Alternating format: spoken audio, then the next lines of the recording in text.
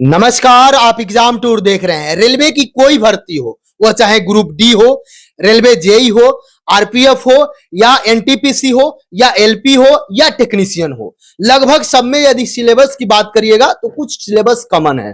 तो उसको लेकर कैसे तैयारी करना चाहिए, बुक कौन सा पढ़ना चाहिए, यानी सेल्फ रणनीति बुक के बारे में चर्चा करेंगे। इसमें किसी प्रकार का रेलवे की आप जब भी कोई कॉम्पिटिटिव एग्जाम की तैयारी करते हैं, रेलवे को खास कर लेकर, तो ये वीडियो बहुत महत्वपूर्ण होगा। बहुत लोग कह रहे थे कौन बुक पढ़ना चाहिए, क्या अलग अलग रणनीति होना चाहिए, सारे चीज को लेकर मेरे साथ नवीन सर है। सर आपका स्वागत है एग्जाम टूर। जी बहुत बहुत धन्यवाद। सर एक एक करके रेलवे विद्यार्थी के लिए जिस तरीका से होना चाहिए, वो चाहे एलपी की तैयारी कर रहे हैं या टेक्नीशियन की तैयारी कर रहे हैं या जेई की तैयारी कर रहे हैं या आरपीएफ की तैयारी कर रहे हैं या ग्रुप डी वाले हैं या एनटीपीसी वाले, क्या क्या कॉमन है, कैसे तैयारी करना चाहिए? देखिए कुल मिलाकर के रेलवे की जो वैकेंसी आती है 6 से 7 टाइप आपका हो गया जी। उसमें 6 टाइप आप जुड़वा दिए, एक टाइप बच गया पैरामेडिकल कैटेगरी। आप उस पर अगर गौर करेंगे तो टेक्निकल जो पोस्ट है उसमें अपना जो ट्रेड है उसको अगर छोड़ दिया जाए, ट्रेड की बातें जब भी होती है ज्यादा सेकंड स्टेज में आती है।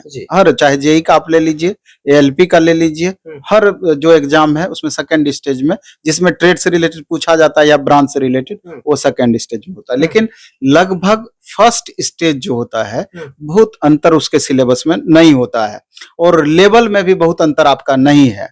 उदाहरण के तौर पर आप यूं समझिए कि जैसे अगर बात करें रेलवे ग्रुप डी की, रेलवे एनटीपीसी की, नाम का वो ग्रुप डी है लेकिन 100% समकक्ष एनटीपीसी के क्वेश्चन पूछे जाते हैं। नाम का है। आप रेलवे जेई ले लीजिए, उसका आप नॉन टेक देखिए, जो रेलवे जेई आपका स्टेज 1 में या टायर 1 में या सीबीटी 1 में जो क्वेश्चन पूछे जाते हैं उसका आप लेवल देख लीजिए, कहीं भी आपको नहीं लगेगा कि ग्रुप डी से बहुत ज्यादा अंतर है।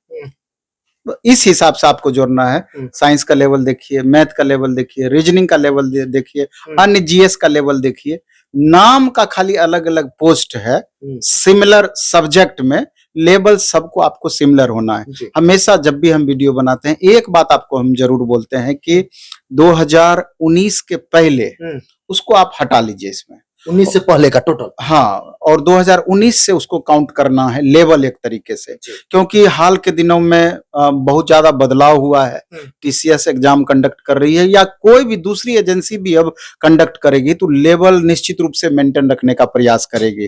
पहले वाली बातें अब नहीं है। तो अब देखा जा रहा है कि आप रीजनिंग में ले लीजिए, रीजनिंग का पहले का लेवल और वर्तमान लेवल में बहुत अंतर हो गया। पजल पूछे जा रहे हैं। हाँ, पजल पूछे जा रहे हैं या उसके जो भी सेक्शंस हैं उसमें क्वेश्चन का लेवल बढ़ाया गया है।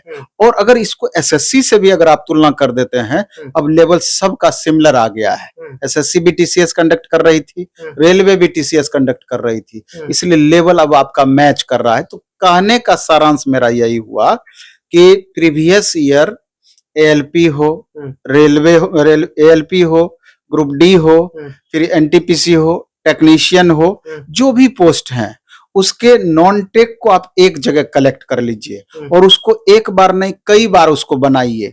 तो जो बनाने के दरमियान जो आप देखेंगे कि आपका स्किल डेवलप हुआ या यूं कहिए जो आपका बेस बना, उस बेस से बाहर क्वेश्चन आपका किसी भी एग्जाम में नहीं जाएगा। तो इसलिए सबसे बेहतर पहला तरीका है सब्जेक्ट पर पकड़ अच्छा या खराब समझने का कि एक बार पहले बेसिक आप अच्छा कर लें, जो किसी भी एग्जाम के लिए जरूरी है। उसके बाद क्या करें, आप क्वेश्चन बैंक ले लें। क्वेश्चन बैंक में भी दो तरह से आप कर सकते हैं। एक तो हम लेंगे कि टॉपिक बाय टॉपिक पूछे हुए question, subject wise, topic wise उसमें या चैप्टर वाइज उसको बोल सकते हैं। इससे क्या होगा कि एक चैप्टर जैसे मान लीजिए मैथ का ही उठाते हैं तो मैथ का chapter by chapter question bank अगर तैयार किया हुआ है, जैसे ये देखिए ये रेलवे रीजनिंग, ये रेलवे मैथ है, इस तरह का।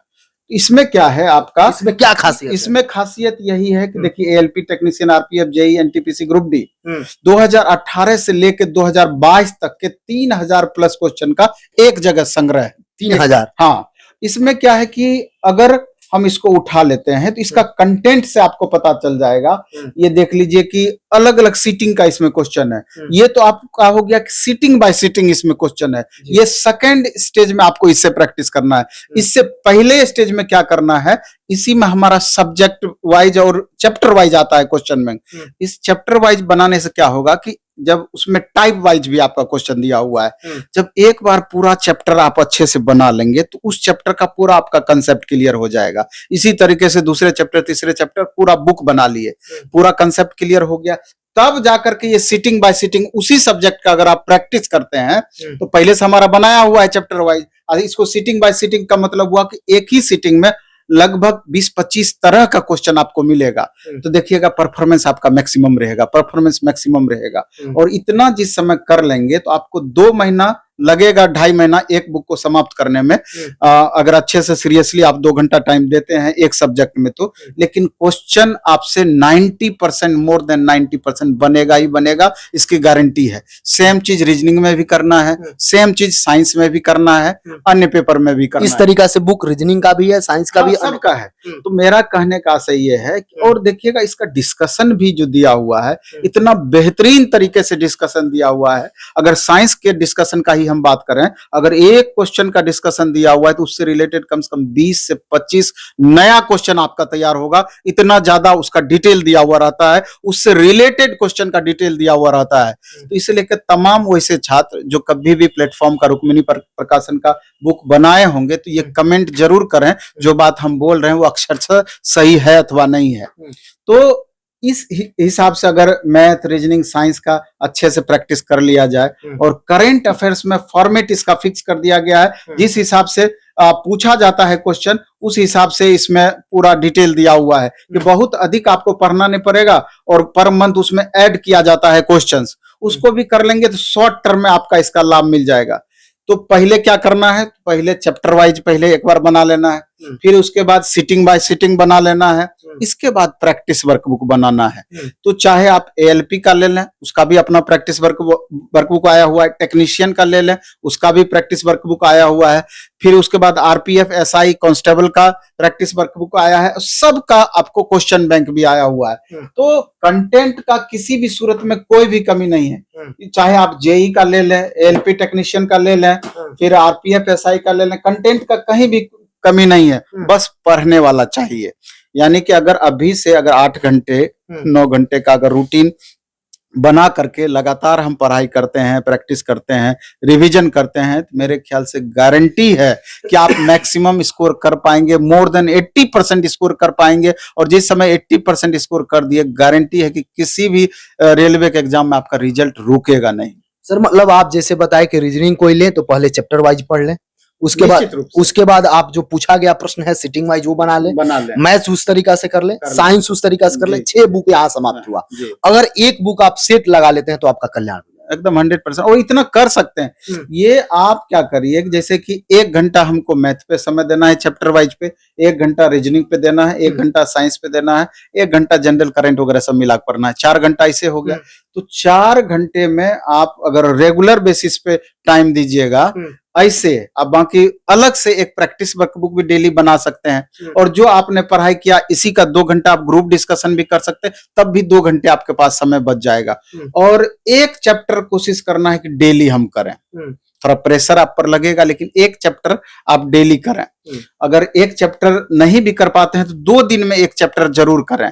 आप देखिए कि कितना ज्यादा बेनिफिट आपका इससे होता है। सर आगे आने वाले समय में कौन कौन बुक पर काम चल रहा है जो विद्यार्थी के लिए लाभकारी? जैसे होता क्या है कि जो सीरियस स्टूडेंट है, लगातार जितनी बातें हम कर रहे हैं वो पहले से उतना किए रहते हैं, उतना किए रहते हैं। तो हाँ बिल्कुल, तो उनको क्या होता है कि वो प्रैक्टिस वर्कबुक हमेशा डिमांड करते हैं, सर नया मार्केट में कब आएगा, सर नया मार्केट में कब आएगा। तो चूंकि 90 राइटर खाली हैं अपने पब्लिकेशन में जो दिन रात लगातार इस पर वर्क करते हैं बेहतर कंटेंट और क्वालिटी के लिए, तो हमेशा रहता है कि हर अलग अलग एग्जाम का प्रैक्टिस वर्कबुक पे लगभग काम चलते रहती है। 1 महीना जैसे टारगेट रहता है कि अगर 30 सेट है तो बच्चे 1 महीने में बना लेंगे, तो कोशिश रहता है कि 31वां दिन या दूसरे मंथ में हम एक फिर प्रैक्टिस वर्कबुक डाल दें कि कंटेंट का कमी नहीं हो पाए। और इसी प्रोसेस पे सब सिस्टम चलते रहता है। सर कल एक इंटरव्यू किए थे, जो आपके यहाँ राइटर थे बच्चे जिनका एज बचा हुआ, 5 लोगों का एक साथ सिलेक्शन हो गया।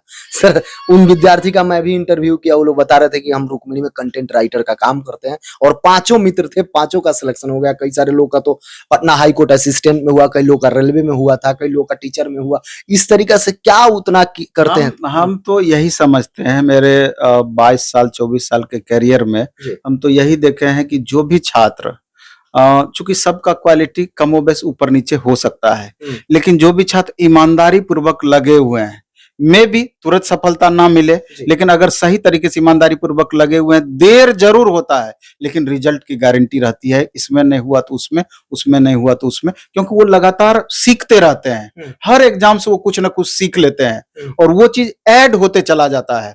और एक दिन जब आपका रिजल्ट होने लगेगा, जब उस लेवल तक तैयारी आपका पहुंच जाएगा, जो एग्जाम आप देंगे उसी में गारंटी रहेगी कि आपका रिजल्ट होगा ही होगा। जो भी रेलवे के एग्जाम की तैयारी कर रहे हैं, जो विद्यार्थी वीडियो को देख रहे हैं, आप जरूर कमेंट सेक्शन में कमेंट करें कि इसके बाद किस प्रकार का रणनीति आप जानना चाहते हैं, कौन सा बुक का रिव्यू आप जानना चाहते हैं, किस प्रकार का बुक देखना चाहते हैं। कमेंट बॉक्स में कमेंट कीजिएगा, नेक्स्ट वीडियो में उसको शामिल करूंगा। सर समय देने के लिए बहुत बहुत जी बहुत बहुत आभार आप।